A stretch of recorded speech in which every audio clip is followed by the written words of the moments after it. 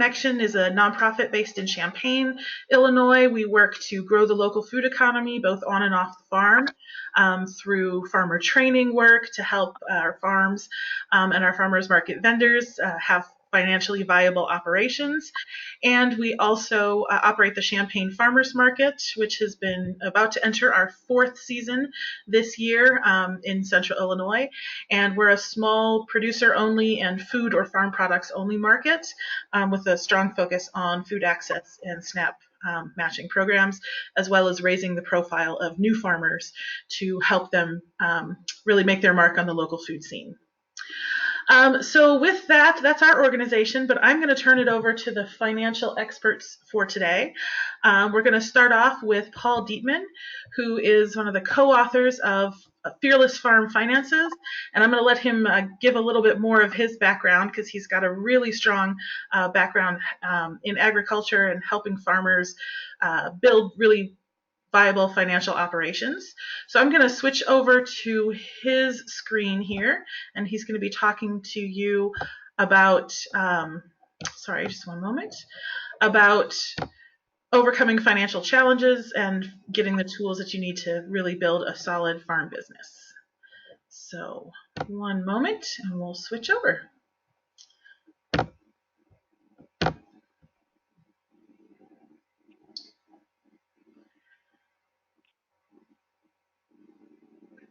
Okay.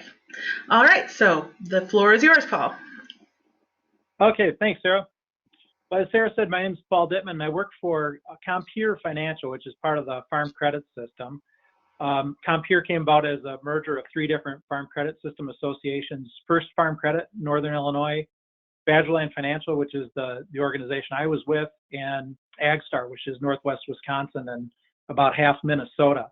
And in my job, I primarily work with smaller scale growers, people who are marketing direct to consumers, either through farmers markets, CSAs, direct marketing, meat, value-added processing, all those sorts of things. So prior to coming to work for Badgerland/Compeer, I ran the Wisconsin Farm Center at the Wisconsin Department of Ag, Trade, and Consumer Protection, where we did a lot of business planning with beginning farmers in particular. We also ran the Farmers Assistance Hotline and a number of other programs. And I was a county extension agent prior to that for 11 years in Sauk County, Wisconsin. So I've been working with farmers on farm financial management for a long, long time. I do a lot of business planning day in and day out, sitting at kitchen tables across Wisconsin, now Illinois and Minnesota, working through cash flows and teaching farm financial management skills to farmers. And so the presentation that I'm doing today, I actually gave this at the National SARE Conference a few weeks ago, and it's kind of a boiled down version of a much longer series of workshops that I do for beginning farmers, teaching them on everything from how to put together a balance sheet to do a cash flow, to analyzing their farm finances, to investment analysis, and a whole bunch of other stuff. So we'll jump right in. So the first thing that I typically do with farmers is help them develop a simple business plan. And I try to keep the business plan really simple. I think it's kind of a daunting thing when a person sits down, they have to write a business plan, trying to figure out what goes into that business plan, you know, the sections that go in, how do we write it, where do we begin, when do we stop? There's a lot of different things that go into development of a business plan that I think can be pretty daunting. And so I've tried to boil it down to a really simple kind of process. The purpose of the business plan can be a number of different things. Number one, it's a place just to consolidate and give structure to the ideas that you have about your farm operation. What is it that you want out of this farm? Is it helping you achieve the kind of lifestyle that you want to achieve and develop the quality of life that you want? What are your financial goals? Are you looking just to pay your property taxes? Are you trying to replace an income? Are you trying to make this a full-time job? You know, so putting that business plan together, it's just a way of consolidating all the ideas that are floating around in your head, getting them down on paper in one place. It can be a guide that you follow, from the great idea that's floating in your mind to doing a feasibility analysis, to taking you through the startup of that business, and maybe to the expansion of that business over time. And it might be used to attract investment of either debt or equity. You know, and I work for a lending institution, so we're providing debt capital But there's also equity investment. You as a farmer are putting an equity investment into this farm operation, and you want to make sure that you're getting a return on that investment, because there's an opportunity cost. You could take your investment and go do something else with it. I tend not to focus too much on profitability. I focus more on cash flow than I do on profitability, because most farmers are not farming necessarily to achieve a high rate of return on assets or rate of return on equity, but because it's what they want to do. And so it's a little different than investing in a business outside of agriculture or investing in stocks, for example. So the structure of a business plan, when we boil it down to its most simple form, these are the 6 sections that go into a business plan. You got an executive summary right up front. It kind of summarizes the whole plan. The second piece of it is business description. So what's your business look like? Third is operations, describing more about the operations and how things run on a day-to-day basis in business. Fourth is your marketing plan.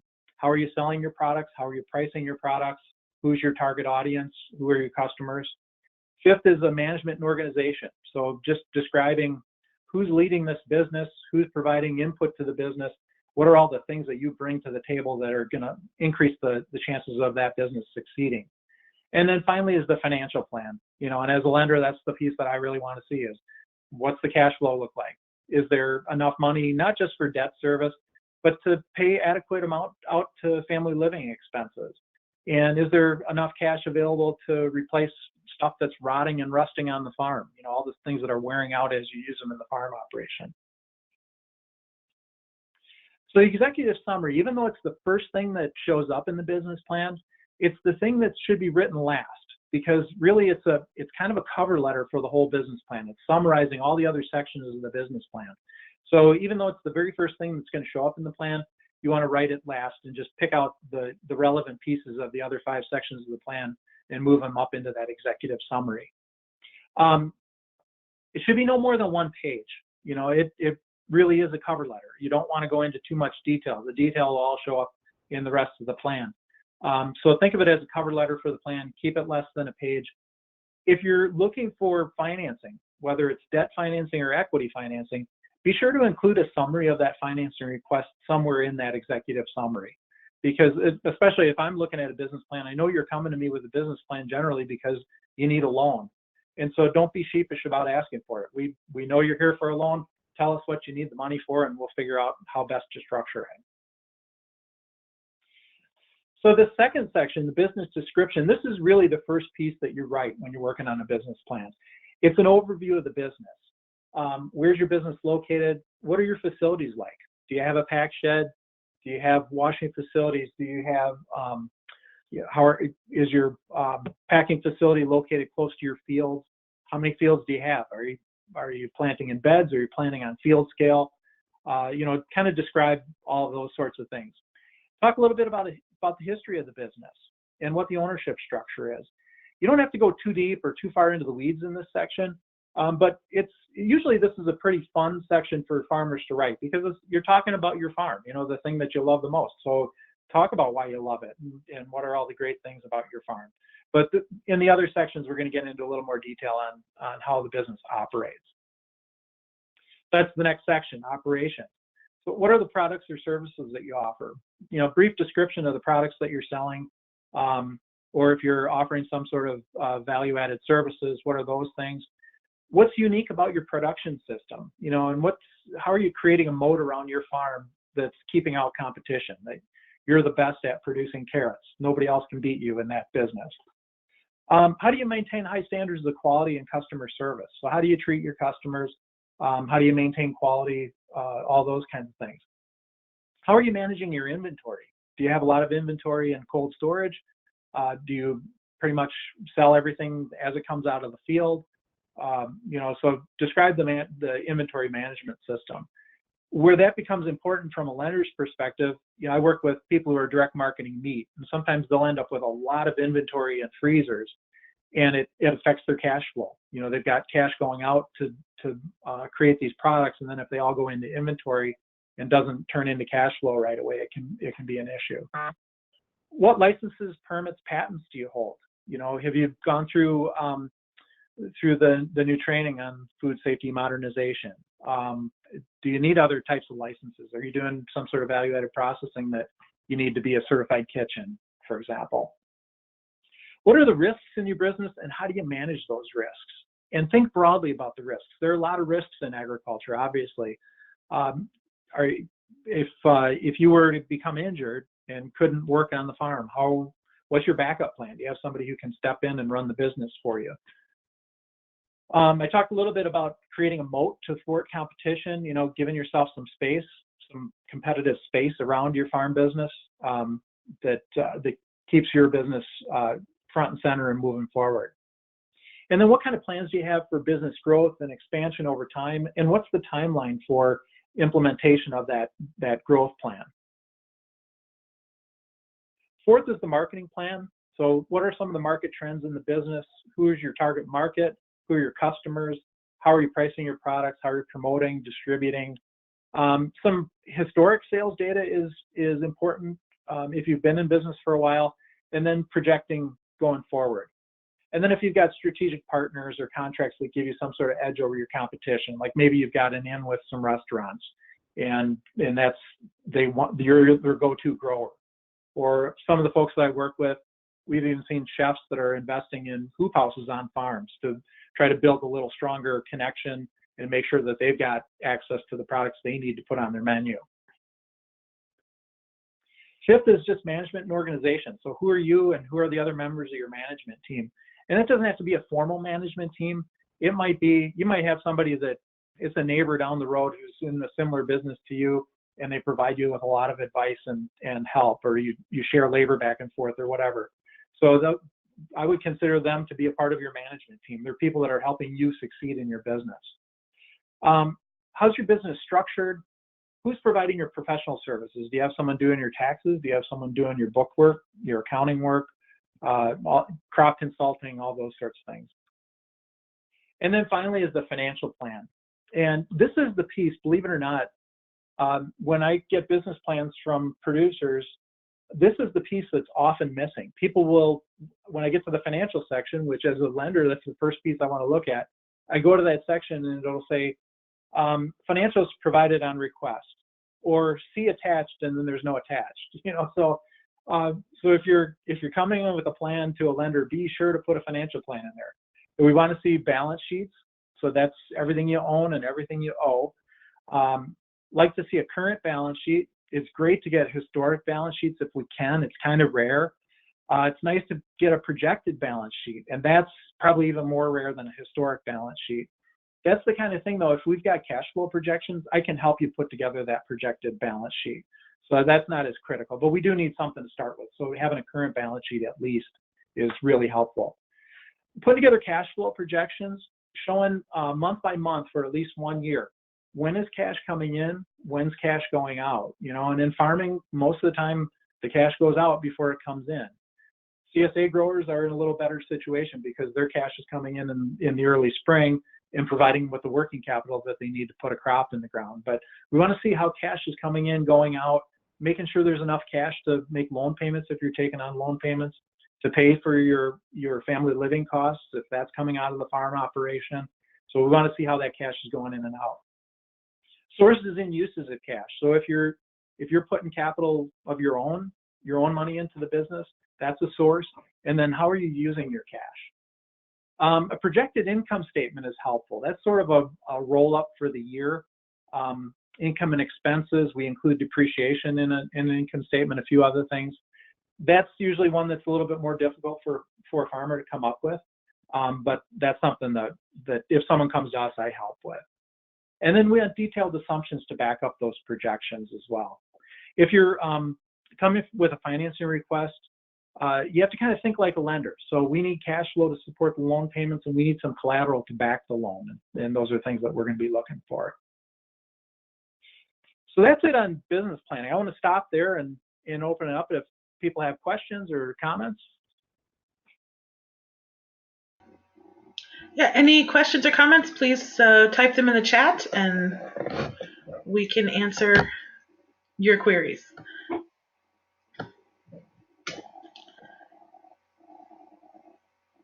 All right, looks like things are pretty clear for now, so we'll move on. And again, as we're going along, if there's a question you don't want to forget, please feel free to type it in the chat, and then we'll get to it at the next break. All right.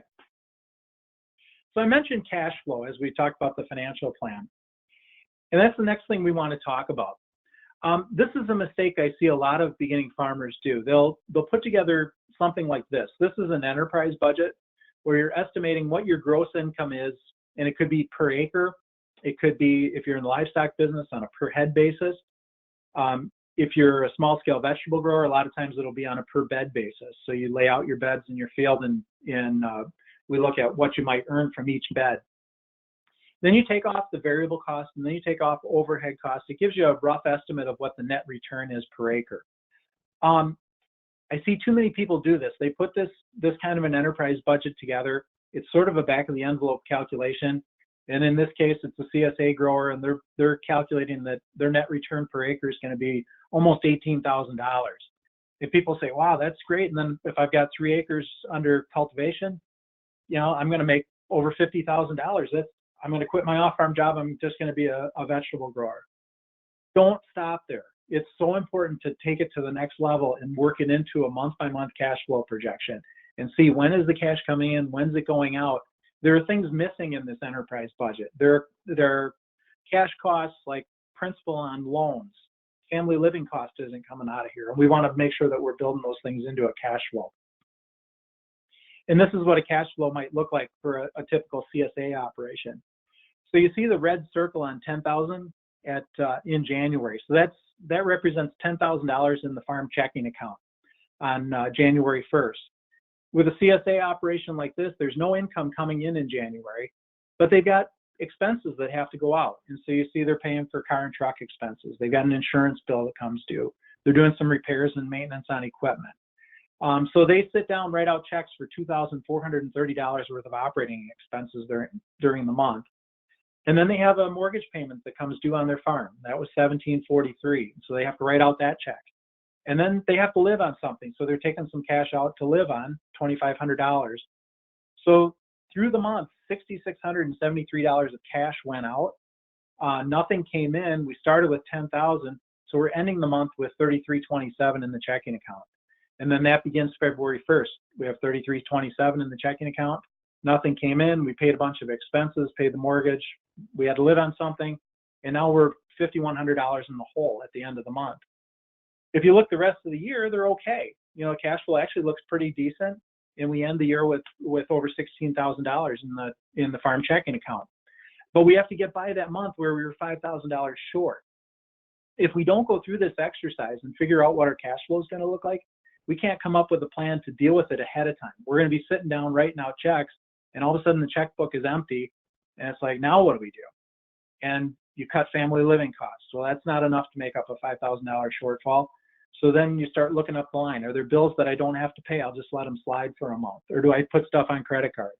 Or, it starts a chain reaction of bad things happening, and then starts affecting your credit score and on down the line. By doing this kind of exercise up front, though, we can look at it. We can say, well, we know we're going to be short in February. Let's give a discount to our CSA members if they pay for their subscriptions in February instead of waiting till March.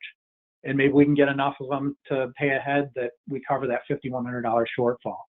Or maybe we change up our enterprises so that we've got some income coming in the winter months when we typically don't have income coming in. Or maybe we take some off-farm income. Or maybe we take an operating loan. I mean, then we open up a whole bunch of opportunities to deal with that cash shortfall that 1 month. And as long as we can get through that month, we'll be good for the rest of the year. That's why it's important not to stop with the enterprise budget. Build it into this cash flow projection. So let me stop there, because there's a lot on that page that we went through. And by the way, this is a little Excel spreadsheet that I shared with Sarah, and you can get this. It's free. It's something my wife actually put together for me because she's a lot better at Excel than I am. But I would really encourage you to get a copy of this and work through it for your own farm. Yeah, we'll have a link available. I'm going to email a link out to this after the webinar, and we'll have it up on the website for the webinar series as well. Are there any questions or comments based on your own personal experience in this realm?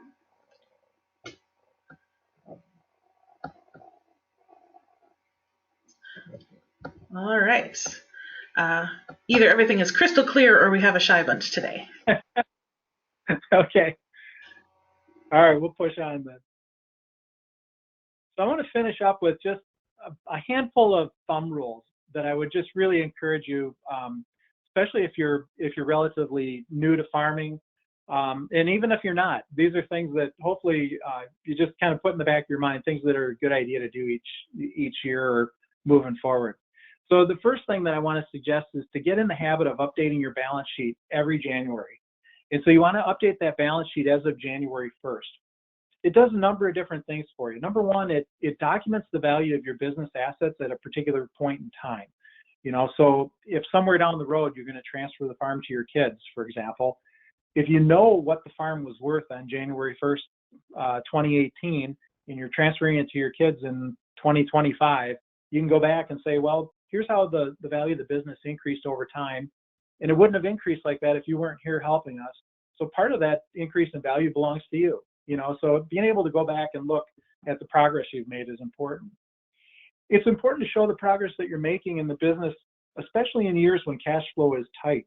You know, you may feel like, boy, I worked my tail off this whole year and I've got nothing more in the checking account at the end of the year than I had at the beginning of the year. It just felt like I worked for nothing. Well, if you did your balance sheet on January 1st of 2017 and you sat down and did it again January 1st, 2018, you can see you built up equity over that period of time. You added a lot of things of value to the farm, even though it may not have showed up in cash on your tax return, or it didn't show up in your checking account. And then finally, doing that balance sheet January 1st every year will align with your federal tax return. And by being able to do that, we can do a full-blown analysis of the whole farm operation. We can calculate 21 different ratios on how your farm performed just by having your federal tax return, your Schedule F, profit or loss from farming, and having your balance sheet. So it's really important to get in that habit. And there's just a simple example of a balance sheet. And if you've ever taken a loan for anything, you've done a balance sheet or personal financial statement, it's the same thing. That's just a simple example here. Rule number 2, build and maintain a strong credit bureau score, especially if you plan to seek loans. It's good to have a good credit score anyway. You'll get cheaper insurance. There's a lot of advantages to having a good credit score.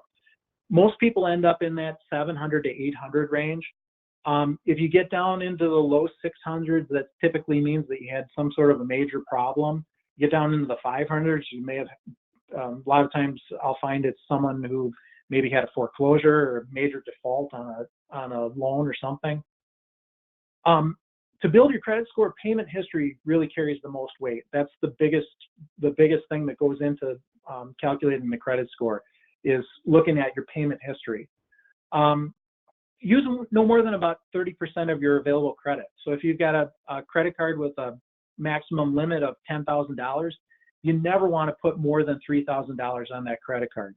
You know, even if you're paying it off every month religiously, you don't want to have $5,000 and pay that $5,000 off. You don't want to use more than about 30%, because that starts cutting into your credit score.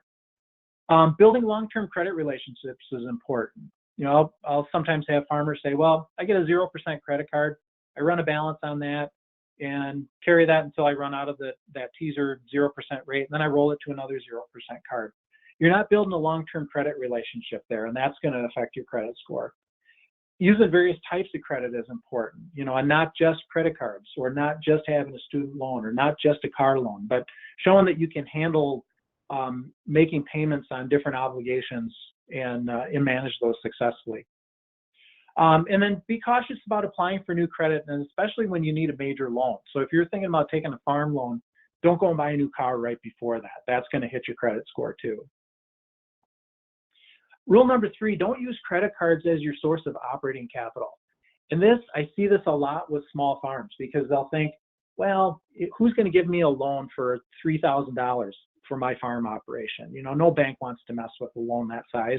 Or you start putting stuff on credit cards, and maybe initially it's operating expenses. You know, you're putting some seed, maybe you're putting some soil amendments or something on your credit card. Then you start putting small tools on, And then pretty soon you got a $5,000 balance, and half that stuff really should have been spread over time. They're hard assets that you shouldn't have to try to pay for it all at once. So you don't want to use credit cards as your sole source of operating capital. About 58% of new businesses finance their operations with credit cards in the first year. And this study shows that every $1,000 increase in credit card debt increases the probability of failure by 2.2%. So it can really affect your business. So don't use credit cards as your sole source of operating capital. Get a small operating loan, whether it's through the Farm Credit System, a local community bank, through FSA. Go somewhere and get operating capital. Rule number 4, keep your capital investment as low as possible, especially as you get started. When you make capital investments, you're buying machinery, you're putting up buildings, you're doing other things, you're creating overhead costs, and that overhead cost takes away some of your flexibility. And the more you do, the less flexible your operation is. So you're often better off renting rather than owning machinery, renting land rather than owning land, contracting for services rather than trying to buy machinery and doing it yourself. I know that's easier said than done. There's some things you just can't rent. You might have specialized equipment. There's no way to rent it. Or you just have to have land. You just absolutely have to have land. But the more you can rent things and not take on capital investment and capital debt, the better off you'll be. The 5th rule of thumb, investments that you make on your farm may not add to any value on your balance sheet. When you look at all your assets and liabilities, I see this occasionally. I'll have someone who puts in a big permaculture installation, for example. It's a huge amount of money. It's a huge amount of labor that goes into it. And the farmer sees a lot of value there. But if you had your farm appraised, it may not have added a penny to the value of your farm operation. In order to get your investment back, to recoup that investment, you have to get it through cash flow. And it may take 5 or 6 years before that's really up and in production and giving you a decent return on the investment.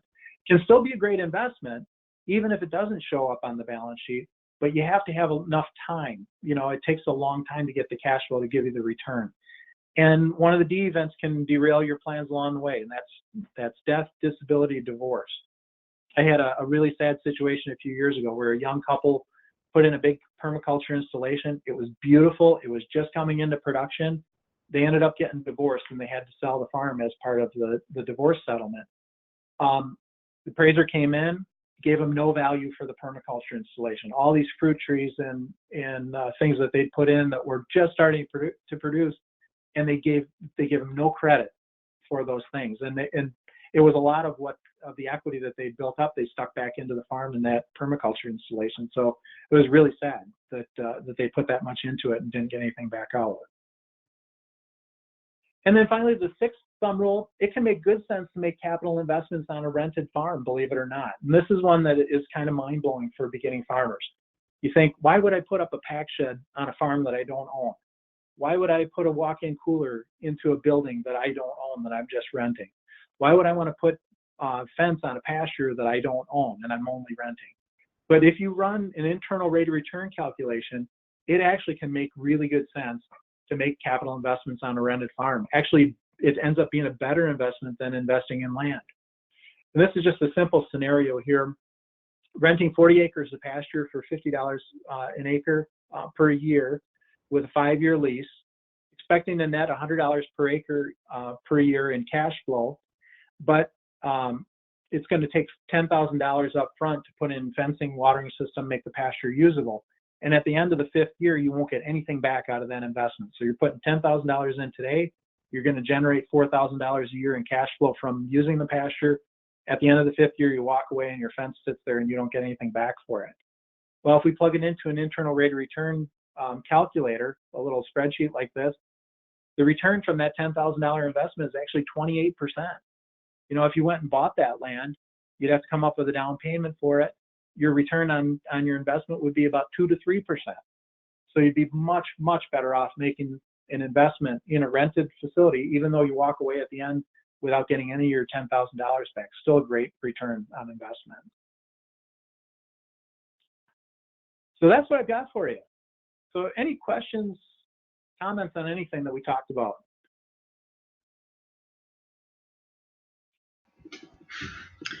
Anything at all, or experiences that you guys have had that you'd like to share?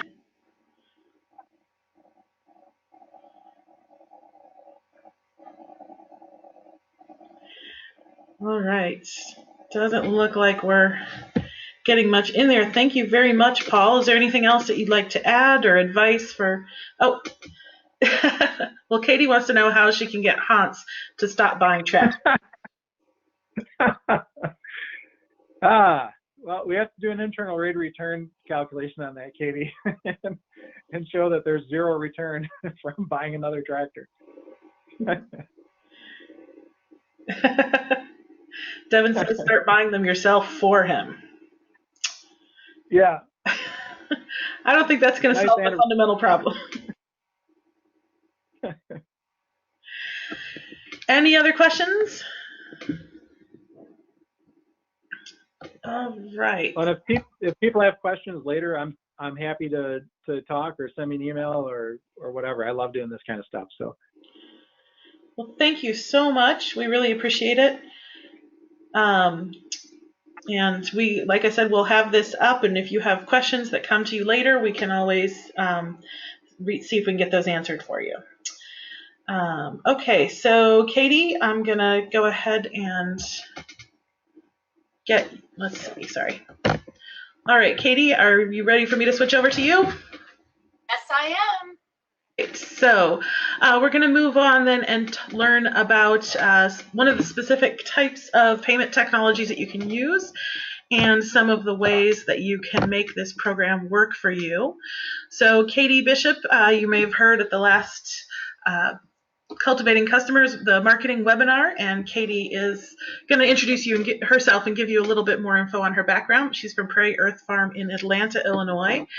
And I'll just turn it over to her. Thank you, Sarah. All right, so I want to preface this webinar, my portion of it, to let you know I don't work for Square. Square people don't even really know I exist. I'm not getting any kickback from Square. It's just this was the first credit card processing and software and hardware, for that matter, that we ever used. And so I'm just going to share kind of my take on it. But I'm not affiliated with Square at all, just so you guys know. All right, so for those of you guys that were not part of the webinar a couple weeks ago that we did or don't know who I am, my name is Katie Bishop, and that's my husband Hans, and we grow about 25 acres of certified organic vegetables here in Central Illinois. This will be our 8th farmers market season. It's our 9th farming season and our 8th farmers market season. So our farmers market revenue comes from basically one farmers market in Bloomington, Illinois. It makes up about 40% of our revenue, and then the rest of that is wholesale and CSA. So we're a fairly large operation. We definitely didn't start off that way. We've grown a lot over the last couple of years, but a lot of that, our growth, is due to some pretty great customers and some really good marketing decisions too. So, and a really good staff. I got to say that because Devin, who is watching this, was part of our crew last year as a mentee, and so I got to make sure I give the staff proper credit. Okay, so I'm going to talk to you about Square, and I think the first thing that we want to consider is, why do you want to take credit cards or debit cards at your stand? And there's a lot of different reasons that we're going to talk about. We're going to talk about how it's going to increase your sales, you'll have more satisfied customers, reports, marketing, capital, but here's the real reason. And none of us got into farming to get rich. I think we all know that we're not going to be millionaires from being a small farm. But the truth is, we do want to pay ourselves and our staff well. We want to be able to pay our bills. We don't want to be buried in debt. And so taking credit and debit card options at your stand and keeping better records and all of those things are ultimately going to help you make more money and keep more money in your pocket. So here's a study that was done in 2016. This is just a comparison of non-cash transactions over the last basically 30 years. So you can see in 1979, primarily most people were paying by check and a little bit by credit cards, and that has definitely steadily decreased, and this is in 2015, so I would probably guess we'd see similar numbers, a similar trend all the way through 2017. But you can see most people are now choosing to use their credit or debit card or cash when they're purchasing something. But I really like this study. This is for millennials. which we know are going to be, you know, our large customer base for us. So this one shows their top 2 preferred payment options based on different categories, right? So you can see here with groceries, millennials, 37% will still pay with cash, but 86% will pay with credit and debit. And then I kind of think of going to a farmer's market as entertainment. So if you look at like the, maybe not the drinking, but the dining and going out category, we're still, cash is only 39, and then you're looking at the credit debit is 85. So we know that millennials in most cases are preferring to pay with credit or debit cards almost consistently all the time. There was another study done, and I didn't put it in here because it was such a small group that they polled and did the study on that I didn't think it was a great study, but the results are pretty good. And that is, when you accept credit or debit at your farmer's market stand, it isn't necessarily going to, your customers aren't necessarily going to stay longer at the market because they can use their credit or debit card, but they're absolutely going to spend more. And I just think that's really logical, right? Like, we all know that. We have debit cards, we have credit cards. We know that we have a very limited amount of cash. We're not going to want to spend it all in one place. But if someone has a credit card or a debit card, we might add a couple more things to our cart, right? All right, so these are our sales stats. When we first started accepting Square payments, so credit cards or debit cards, at our farmers market stand in 2014, they made up 18% of our total market sales. And you can see the growth and how that's all the way up to 33% now, which is pretty awesome. And then gift card sales, I'm going to get into this a little bit more, so let's just skip that. But what I really like to look at is my average transaction amount. So I don't know why in 2015 and 2016 there was that little dip, but 2017 was looking really good. That average transaction amount, $12.24, is great.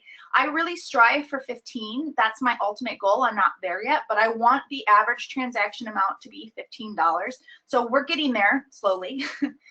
So 20% increase in that in the average transaction since we started using Square, and that's because people feel comfortable buying more things in my stand because they can use their credit card or their debit card and not worry about that limited amount of cash that they're bringing. So this is our setup. This was actually at the Champaign Farmers Market. We participated, I can't remember, it was 1 year or 2, but we participated in that market briefly. And so what we do is we have a designated checkout area. There's our cash box right here. There's the iPad. That's how we take our payments, and a stand, and people come and check out. It doesn't have to be that complicated. You can just take credit card payments on your phone. So if it's $6 in beets and carrots and someone wants to charge their card, you can just put $6 and swipe the card and you've got it. You can actually create items on your system here, and it's great for record keeping because you can track how much you're selling. Or you can take it a little step further, and this is what we do. We use an iPad, and we created these buttons so that it's super easy to check out, because I don't have to like sort through this list of things trying to find the carrots. I can just find the button for carrots or celery root or whatever. Part of the reason why we do all of this is when we first started, we were told we really needed to keep good records of how much we were selling at the market. And to do that meant that we were going to have to count everything before we went to market, and then count it as we were packing up whatever was left over. And then you just do the math, and that's how much you sold. Or else, you know, you're doing little tick marks on a piece of paper behind your stand every time you sell something, and that just was not effective. And come June or July, most farmers, I don't care how detailed they are, were exhausted and they just wanted to go home, and they stopped counting that stuff. So then you have no idea how much you actually sold. And we can guess, but truthfully, in most cases, when we've guessed, we were pretty wrong. You know, you can guess that maybe you're not selling as much eggplant as you thought, but without that concrete data, it's really hard to make those decisions about whether you should plant more eggplant or plant less eggplant. So creating the items in Square like this or like this, and keeping track of your sales like a real cash register gives you some great records, and I'm going to show you that soon. But it isn't necessary. If that sounds like way too complicated for you and you don't need it, you can very easily just accept credit card payments without creating items or anything like that. So then the next question you're probably going to ask me is, yeah, but is this going to be really expensive? And the truth is, it can be really, really expensive, or it can be super cheap. So here's some examples of the equipment. You don't have to pay anything for the equipment. If you sign up, you can get this little reader here free. You can get as many readers as you want free.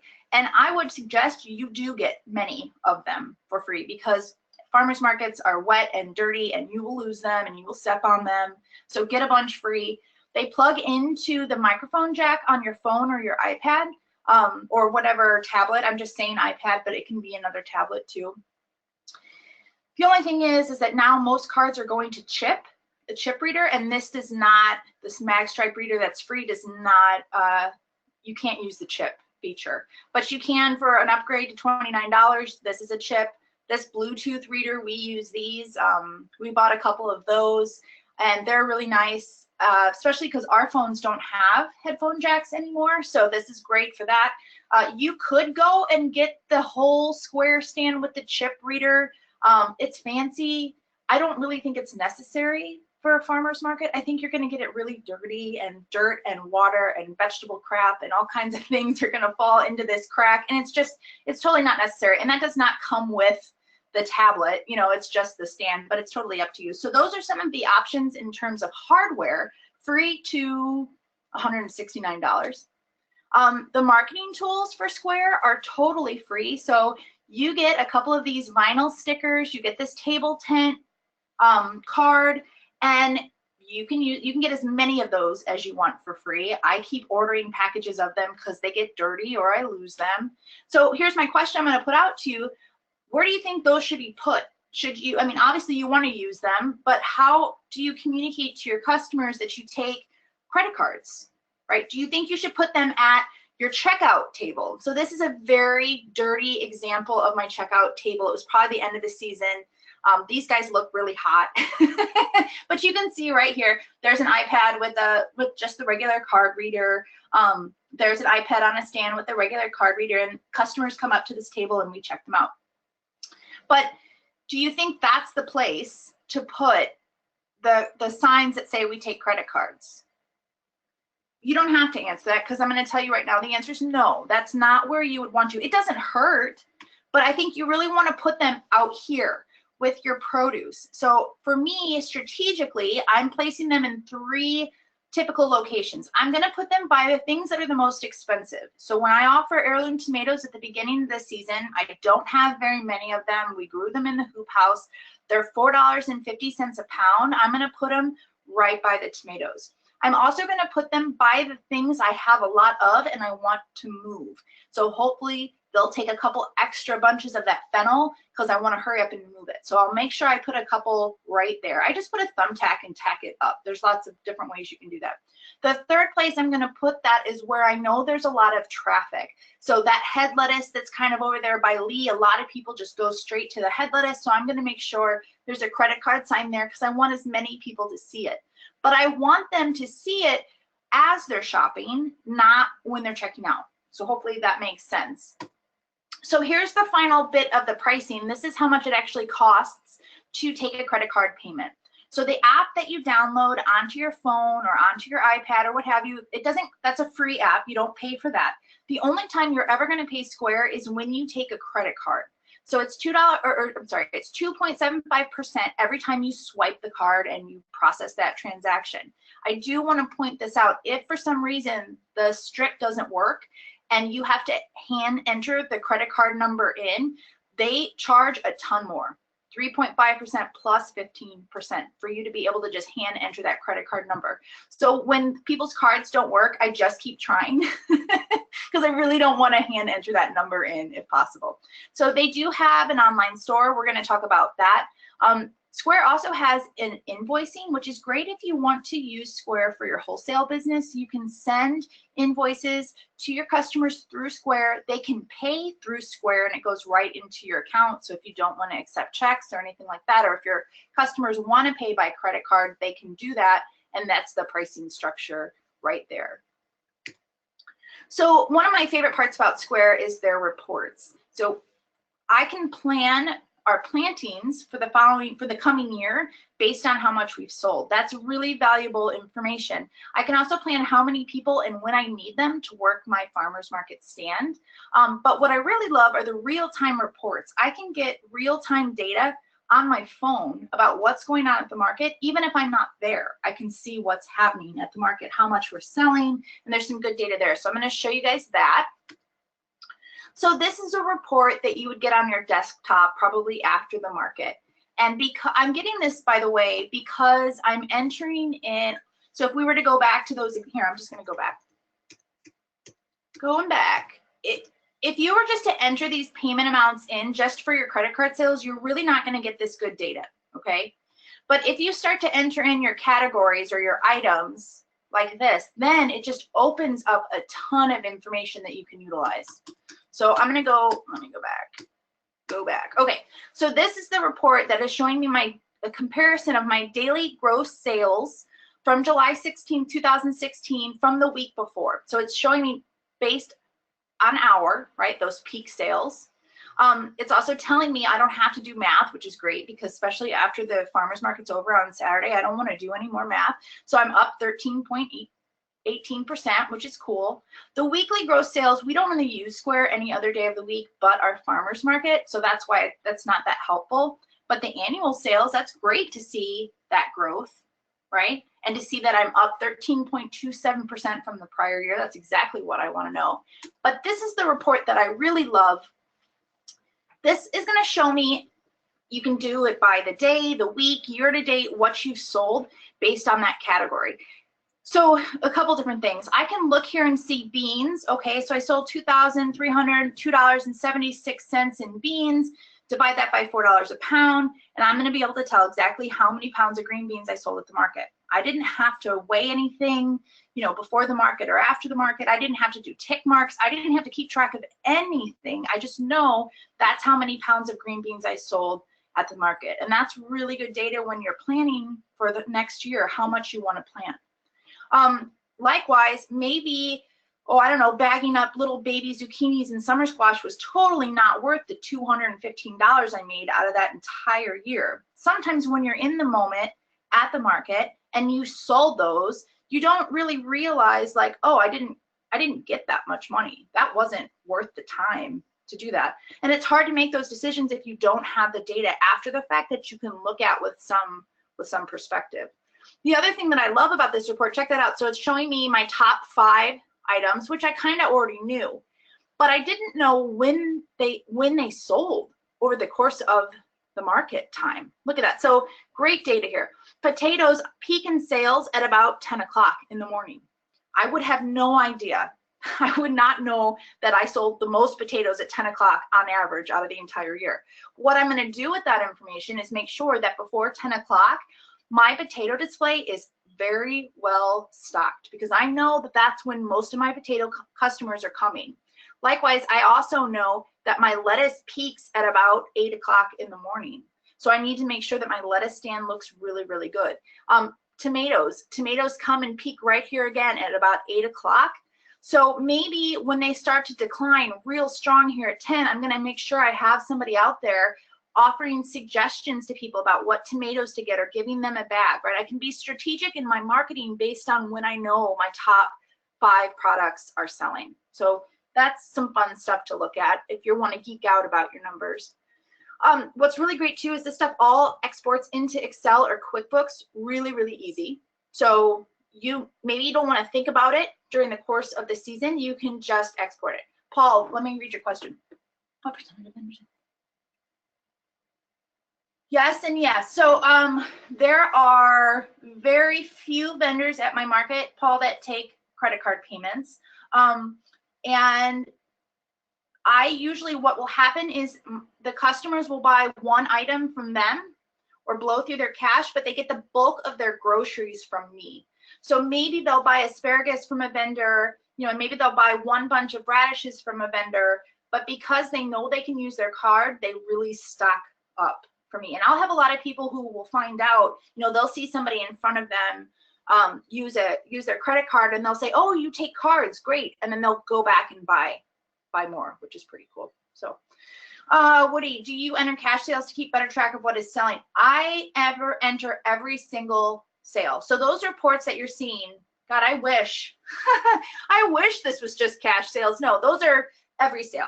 So I treat it like a regular register at my stand, and I enter in every single transaction for that data, because I want that data.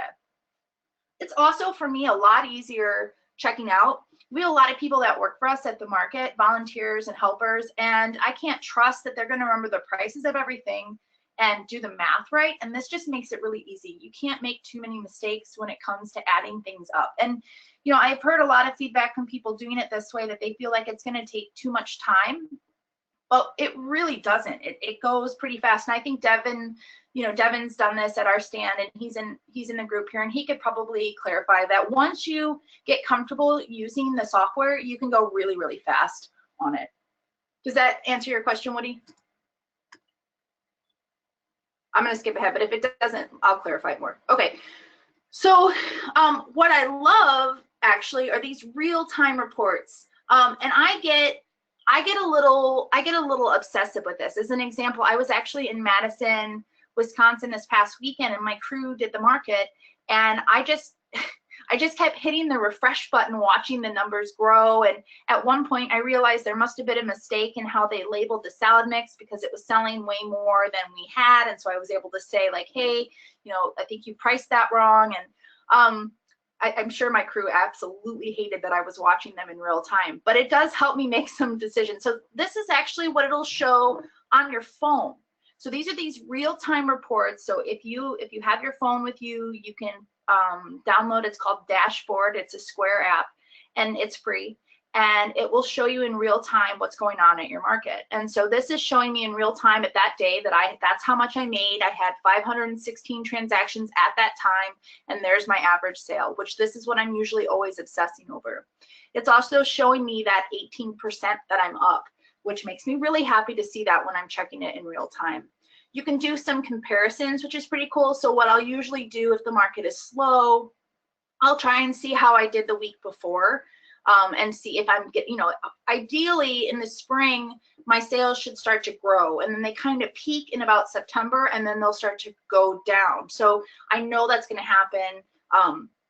And so I like to see this number grow. Likewise, I can look at the 52-week comparison down here and see if I'm about the same as last year. But when I'm looking at that average amount transaction, you can see at that point I was struggling a little bit. When I'm looking at this number, I can make really good decisions. So if I feel like that average amount per transaction is too low, I'm going to start to make some changes at my stand. Maybe I'm going to put this little basket of garlic, I'm going to put one by the checkout because I want people to grab a few, like an impulse buy. Or maybe I'm going to rearrange some of the higher priced items closer to the areas that people are typically shopping at, or closer to the register. Or maybe I'm going to lower the price to do like a twofer special, right? So these are all decisions I can make on the fly at the market, because I have such good real-time data that you really can't get when you're just counting your cash box after the market and trying to calculate how much you sold. Another example of what I can do to get that average amount per transaction up is do those bundles. So I can quickly throw together something like this, whereas maybe my customer was just going to buy the San Marzano tomatoes, but now they're going to get that garlic and the basil. So what was going to be a $4 transaction is now a $7 transaction, and that's going to help me get that number up. So Square has gift cards, and the great thing about their gift cards is they don't charge you for using them. The only thing you're ever going to have to pay for gift cards is the actual cost of the card. And there's templates, you can put your farm name on them and your website on them. So these are the 3 different payment options. If you just want to try it out and you want to spend 40 bucks, you could get the starter pack, but quite honestly, this is definitely the best deal right here.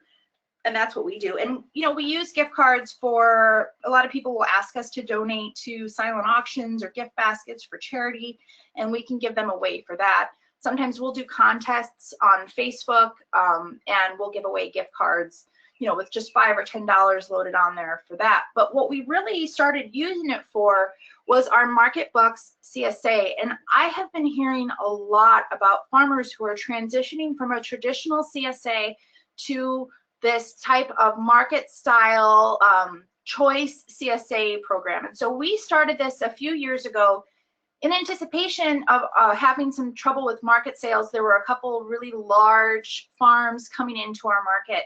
And so come around February, I started to kind of panic because I didn't want to lose my sales at the market that coming year. So we created this Market Bucks CSA program to try and get the money before the market even started.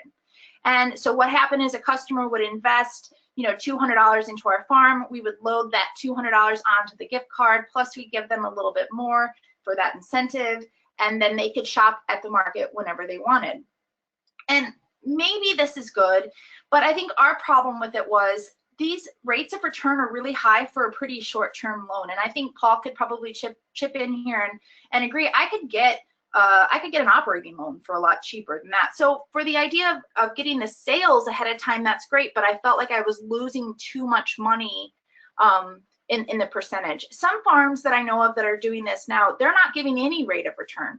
You give the farmer $200, you get $200 loaded on your card to use. And that's an option too. I just didn't think that my customers would totally go for that. So when you saw my gift card sales declining, it's because I really stopped pushing this program because I just didn't feel like it was that profitable. But what it does do that's great is when I have CSA members who are maybe they're on the verge of quitting, you know, they're making comments like it's too much food, or I don't use it enough, or I travel a lot, or I really just want to go to the market, I can kind of gently push them to the Market Bucks card, and I can at least keep them for another year. So that's an option with the gift cards with Square. And I've been having a couple phone calls with some farmers that are really changing their CSA, like I told you, and I'm happy to talk to you about this program and how to make it work with the Square software. It's pretty easy. So you can do receipts with Square, not paper copies. These are going to be either emailed or texted, and they're optional. But I would encourage you to give out receipts at your farmer's market stand. It does take a couple more minutes, but here's what happens. You get your customer contact information for future connections, which is awesome. It also gives your website and social media accounts, so you can kind of see that down there where they can click on this to get more information about you.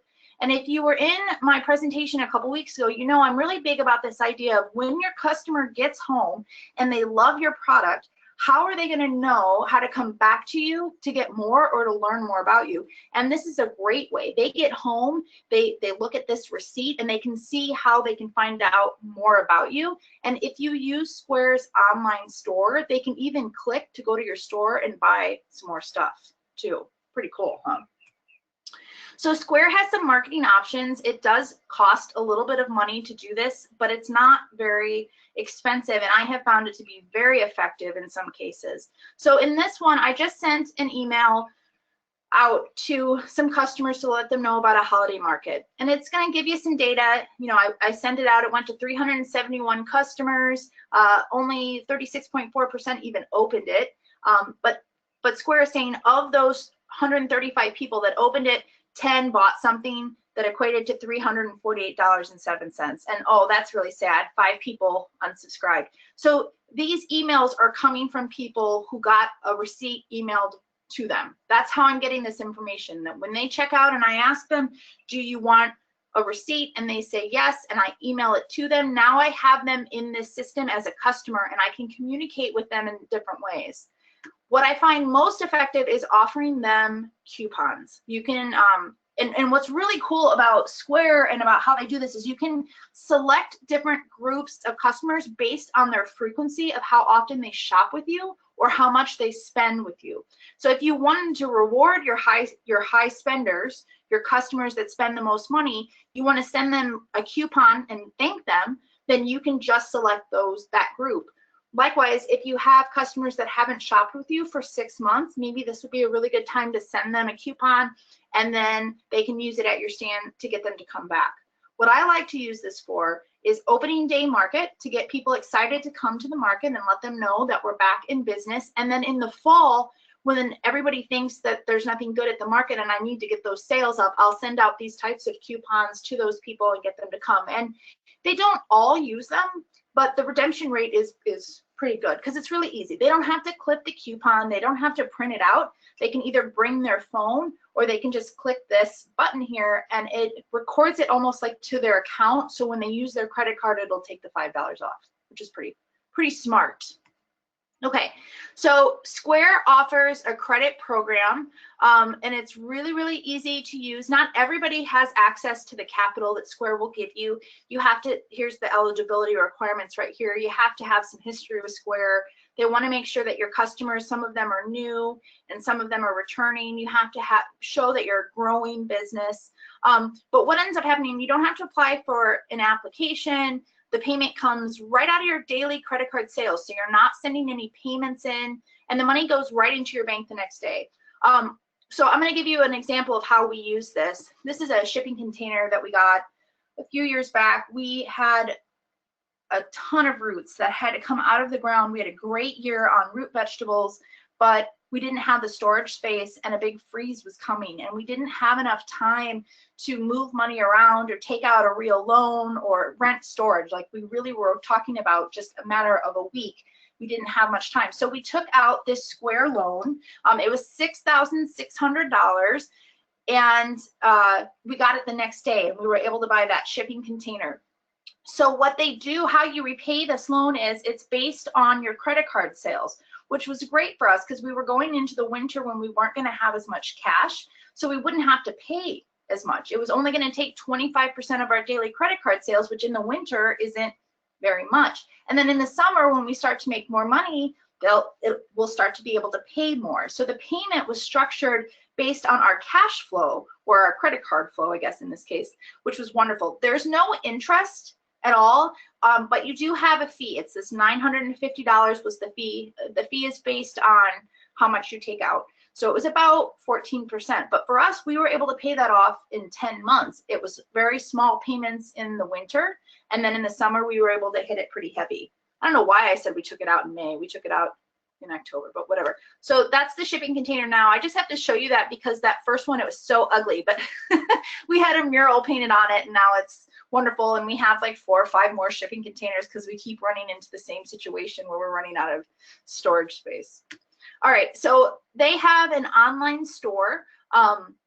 It is completely free to have. It's so easy to use. They have a bunch of different templates. It doesn't cost to set it up. It doesn't cost anything until somebody buys something. And when they buy something, it's that same percentage, like if they're taking a credit card. So you can see here, online store pricing is 2.9% plus 30 cents an order. And that's it. That's the credit card fee. That's everything. You don't have to pay any other fee, and they handle all the communication. So they'll automatically send an email to the customer. When you ship it, they'll send another email to the customer letting them know you've shipped it. It retains all of the customer's information in there. It's very handy for a very, very small fee. So I like that a lot. All right, so here's how you want to get started if you want to do this. The first thing you want to do is make sure that your farmer's market has Wi-Fi, or you have the ability to set up a hotspot on your phone and you have enough data, because this is going to suck data. So make sure that you have that capability, because you're going to need an internet connection to take those credit cards. You don't necessarily need it for cash transactions or check transactions or anything like that, but you are going to need it to take those credit cards. So make sure you have that option. All you have to do is go to square.com and set up an account. It's totally free, and they'll send you the readers, again, totally free. They have great tutorials, so you should be able to set up those categories, set up your items really, really fast, and learn how to take those payments. Then it's really important that you tell your customers that you are now able to accept credit and debit card, and share that information a lot. And then some things you might want to invest in. get a used iPad. We get ours pretty cheap off eBay, and a stand, because it's so much easier on your neck and back if you have a stand to get it up off the table. And then a screen protector, because it's going to be wet and dirty, and you want to protect that iPad as much as you can. And then this is a shameless plug. Sarah's probably going to kill me for doing this, but if you use this link below, when you sign up, you're going to get $1,000 in free transactions. So that's going to save you about 54 bucks. And then I'm going to get the same thing too. So if you don't have a Square account, I'll leave this up here for a minute so you can write down that link, or I'll send it to you if you just want to email me. That's going to save you 54 bucks right out of the gate. So then you can use that money and buy yourself a nice, maybe the chip reader or something like that. But it saves you a little chunk of change, and it saves me some money too, right? Okay, so if you have any questions, you can email me. You can go to my website and learn more about my farm. I just started a Facebook group on Facebook. It's called Market Your Market Trends and Tips. So you can search for it. It's just starting out, but we're able to share ideas about how to increase sales at the farmers market, lots of tips, and it's fun. So consider joining that one too. That's it, guys. Does anybody have any questions? You want to talk about what you're doing? I'm probably way over on time. Nope, you're fine. Okay. As we're waiting on to see if there are other questions, is it true, did I read correctly that there are options for processing transactions offline with Square? I think. Yeah, so in the old days, you used to be able to take credit cards offline, and you just had to deal with the consequences if the card ended up getting declined. Okay. Right? But now they will not let you take a credit card, as far as I know. They will not let you take a credit card. It will not go through without being connected to the internet. You can still take other transactions. You can still take those checks and cash, but anything that has to get swiped, or the chip or whatever, it won't let you do it. Okay. It's going to ask for that connection. Do you know approximately how much data you use in a season, or at an average market? We have unlimited data because I'm always on my phone. So finally, I convinced Hans just to get me unlimited data because, you know, live Facebook Live videos and pictures and all that stuff, I was just blowing through it. So I would encourage your farmers market to look into getting Wi-Fi somehow if it's possible, because I think it's a great thing for all markets, all vendors to be able to have access to the internet.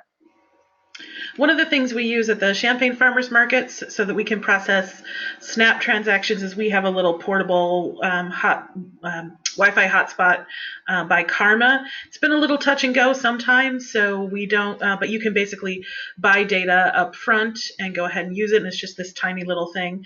And then as a backup, we end up using our phone sometimes. So can your other vendors use that hotspot? They can. The reach isn't great. I think you can. I think there are ways to boost it. So you can either let other people sign into it, or you can just restrict it to a certain user. So I see Woody's question for the sake of the recording. I'm going to read it. It says, "My market accepts credit cards on behalf of vendors and distributes tokens to be spent. Would it be better for me to accept them myself?" My market does too, and I take way more credit and debit card transactions in my booth with the actual card than I do the tokens. And I think there's a couple of reasons for that. Once they take their card and they get their tokens, it's kind of like cash, right? They have maybe 20 tokens in their hand and they can only spend those 20 tokens, and it feels limited. Like it feels like they can only spend those 20. And so when they're using their card, it's kind of limitless. And maybe that shouldn't be that way, but it is, especially if it's a credit card. A lot of people feel free to spend more when it's just a piece of plastic versus these wooden tokens or these dollar bills. But I think the other reason why we take a lot more sales with the actual card versus the tokens is because our market does not actively advertise that credit card feature a lot. It's inconvenient for the customers to go to the market booth and take their card and get the token. Sometimes there's a fee, I think, that they'll charge to switch it over to tokens. They got to hold on to these tokens. So in that case, I feel like it's just much more convenient for the customer just to come straight to my booth and swipe the card. Does that make sense? Yeah, you're definitely going to probably get more impulse buys at your booth if you accept them directly. If you're relying on the token system, then you don't have to pay the credit card fee, so that's the bonus that you get as a vendor. But yeah, most markets will tack on like $1 service charge per transaction or something to cover the cost of swiping. So Devin asks, can you set up Square to accept Snap? No, you can't. It would be wonderful, but part of that I think is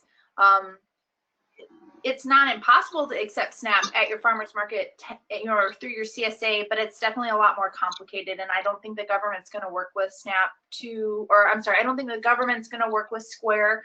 They're going to be real specific about how that data is transmitted and how secure it is what I've also heard in some cases.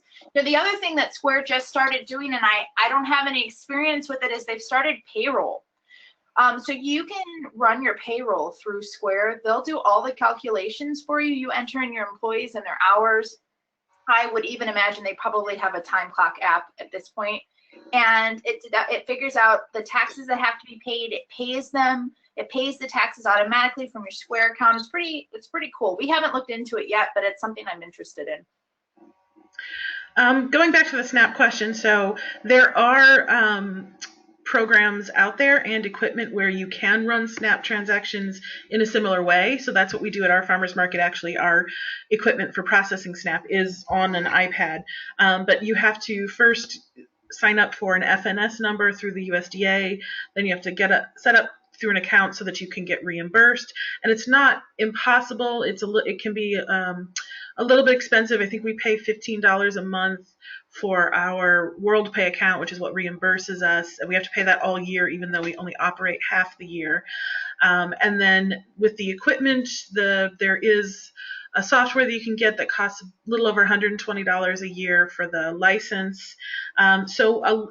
I think it's better off for most markets if it's available for the market itself to get set up to accept SNAP, and that way they can set up a system where all the vendors can benefit from it rather than doing it individually. So Woody asked if there's an annual fee for Square. Nope, there's no other fee. I mean, I'm telling you, there's nothing else. There's no hidden fees. It is just the percentage of credit card, that 2.75% that it's going to take on the credit card transactions and any of the extra hardware that you purchase. And that's it. But the report features, the software, the apps, all of that stuff is totally free because they're making their money on those credit card transactions and they're making big bucks on that. But the other thing I do want to point out really quick is, just so that you know, and I'm not an accountant and I'm not a tax advisor, and I'm not saying that you should or should not report your farmers market sales, but I do know that there is a common trend among some farmers that work at farmers markets that deal in cash, that they don't always report their farmers market sales to the IRS.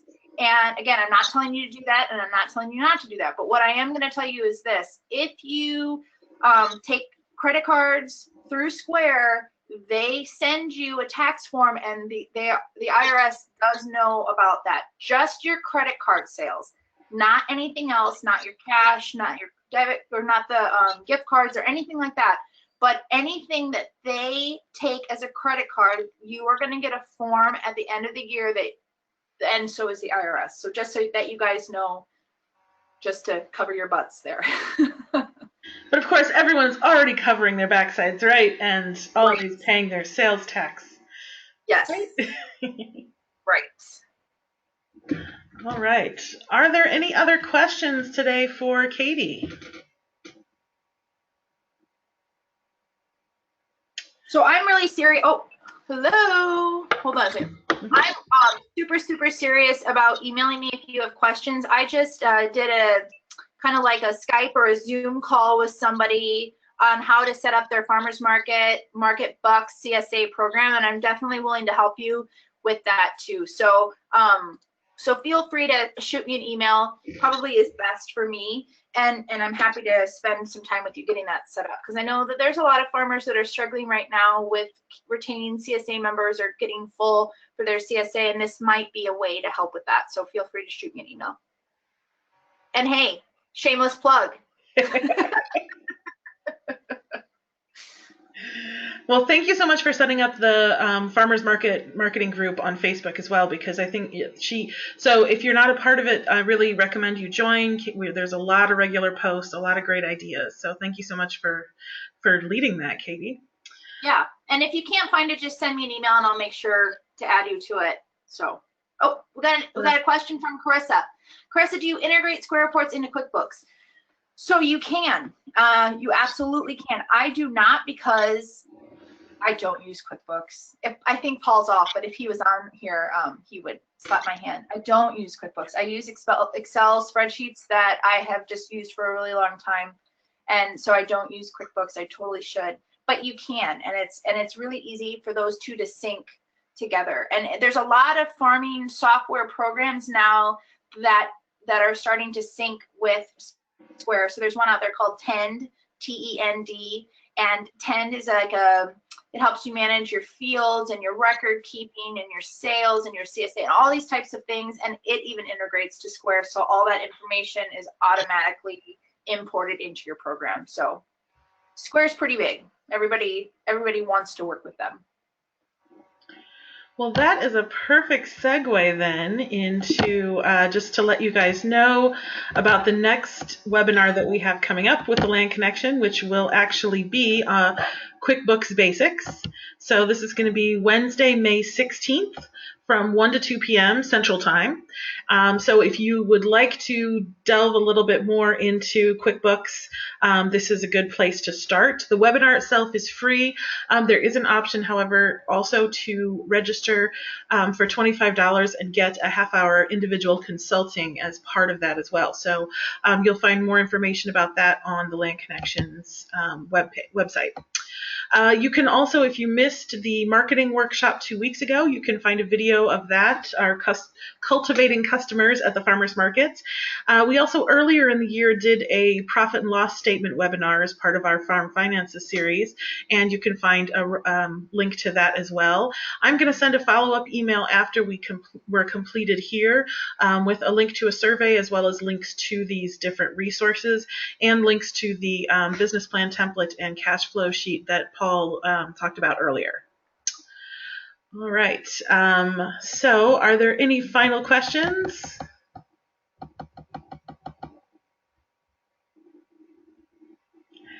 All right, well, thank you so much, everyone, for joining us. I hope that this has really helped give you a lot of good information for your market season, and that everyone has a great spring, summer, and fall, and sells all kinds of great stuff at the market. Woo! Thank you very much. Thank you, Katie.